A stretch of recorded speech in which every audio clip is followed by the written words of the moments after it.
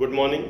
Today we discuss about Madhya Pradesh Land Revenue Code 1959. आज हम बात कर रहे हैं मध्य प्रदेश भू राजस्व संहिता 1959। इसके बारे में हम अध्ययन करते हैं। हमें पता चलता है कि 1 अक्टूबर 1959 से पहले, यह हम कह सकते हैं कि भारत की स्वतंत्रता के बाद और मध्य प्रदेश के गठन होने के बाद मध्य प्रदेश भू राजस्व संहिता का निर्माण किया गया। मध्य प्रदेश भू राजस्व संहिता के निर्माण होने से पहले मध्य प्रदेश में अलग अलग क्षेत्रों में अलग अलग तरह के या विभिन्न प्रकार के भूमि राजस्व संबंधी कानून या संहिता लागू थी। जैसा कि हम उदाहरण के लिए देख सकते हैं, विंध्य क्षेत्र में अलग भू राजस्व संहिता चलती थी, महाकौशल क्षेत्र में अलग चलता था, पूर्व क्षेत्र में अलग चलता था। इस तरह की समस्याएं भी उत्पन्न थीं।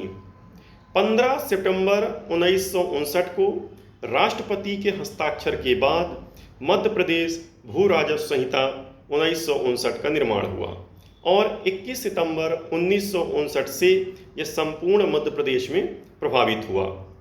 मध्य प्रदेश भू राजस्व संहिता भारतीय गणतंत्र के 10वें वर्ष इसे संपूर्ण मध्य प्रदेश में लागू किया गया था।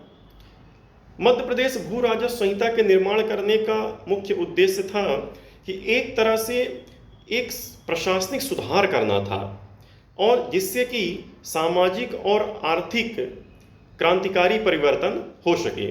मध्य प्रदेश में सामाजिक और आर्थिक क्रांतिकारी परिवर्तन के लिए मध्य प्रदेश भू राजस्व संहिता 1959 एक मील का पत्थर साबित हुआ। चूंकि हमारे यहाँ जो अर्थव्यवस्था है, चाहे वह भारत की हो या संपूर्ण मध्य प्रदेश की बात करें, वह मिश्रित अर्थव्यवस्था पे आधारित है। हमारे यहाँ कृषि प्रधान देश है और मध्य प्रदेश में भी किसानों के उत्थान के लिए और जो इस संहिता से पहले जिस तरह से रूढ़िवादी, परंपरावादी और सामंतवादी विचारों के कारण कृषकों का जमींदारी प्रथा द्वारा दमन किया जा रहा था, इस समस्या से निराकरण करने के लिए तथा किसानों की स्थिति को सुधार करने के लिए और उनको मुख्य धारा से लाने के लिए मध्य प्रदेश भू राजस्व संहिता 1959 को लागू किया गया था।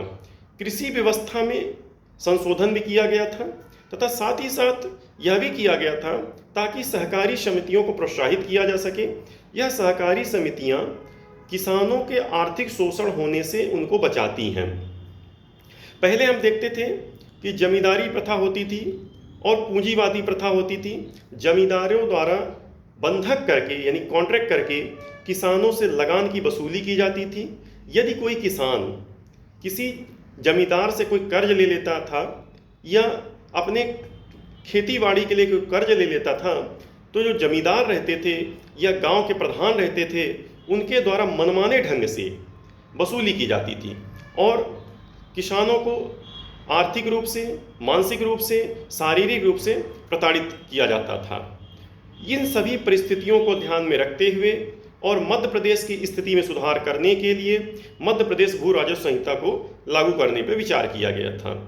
मध्य प्रदेश भू राजस्व संहिता के अंतर्गत 2 तरह के खातेदारों की बात कही गई है। एक होता है खातेदार जो भूमिधर है और दूसरा खातेदार जो भूमि का स्वामी होता है। मध्य प्रदेश के अंतर्गत आने वाली संपूर्ण भूमि मध्य प्रदेश राज्य की कही जाती है और उस पर लगान वसूलने का पूरी तरह से उसको अधिकार है। और जब किसी राज्य के द्वारा उस राज्य के अंतर्गत आने वाली भूमि से कोई लगान वसूला जाता है तो उसे ही भू राजस्व कहा जाता है।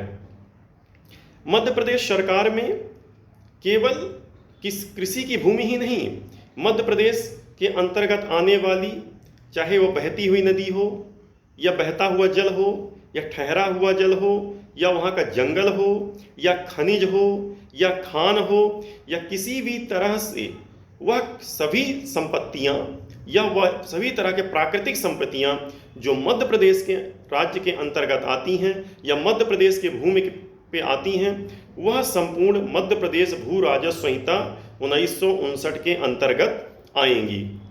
तथा मध्य प्रदेश भू राजस्व संहिता में यह भी व्यवस्था की गई है कि सरकार समय समय पे लगान लगा सकती है तथा उसकी वसूली भी कर सकती है, जिसका उद्देश्य किसानों को तथा मध्य प्रदेश के विकास में तथा समृद्धि में इससे योगदान दिया जा सके।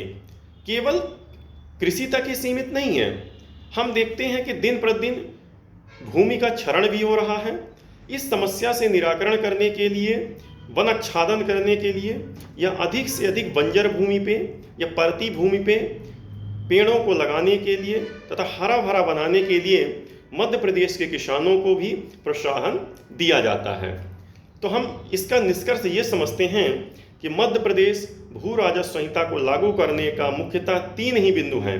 पहला आता है प्रशासनिक सुधार करना, आर्थिक और सामाजिक दृष्टि से क्रांतिकारी परिवर्तन करना और रूढ़िवादी, परंपरावादी, सामंतवादी, पूंजीवादी व्यवस्था को खत्म करके किसानों की समस्याओं का निराकरण करना, अब किसानों को मुख्य धारा में लाना। ये था प्रमुख मध्य प्रदेश भू राजस्व संहिता से संबंधित कुछ महत्वपूर्ण तथ्य तथा इसकी विशेषताएं क्या थीं। Thank you.